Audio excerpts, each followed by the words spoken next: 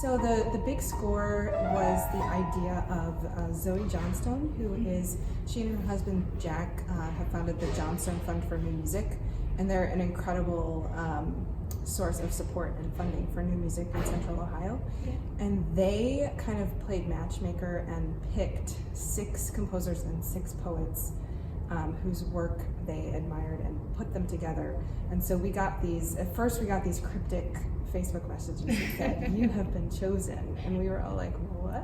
And then a couple weeks later, we got an email kind of explaining the project and that they were pairing us up, composer-poet pairs, and we had a meet and greet where we got to know these people because I had never met the poet that I had been paired with, and they said, "Just create something. You know, we're going to have this concert in May 2019, and you're going to create a piece that is 7 to 10 minutes long and just go.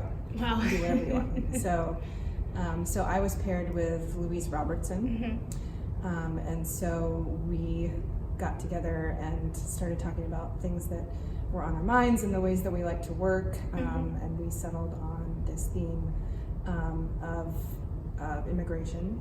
And so she wrote 4 poems that were written from the perspective of objects in the detention centers.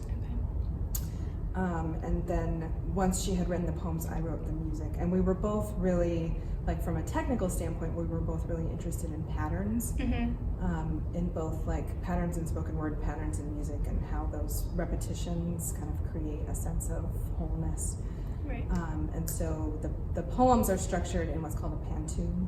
And the music then kind of tries to, in some ways, kind of maps that structure onto the music. In terms of the whole project, I mean, it was really amazing to see how the 6 pairs approached the challenge of working together on this piece that incorporates text and music. Absolutely.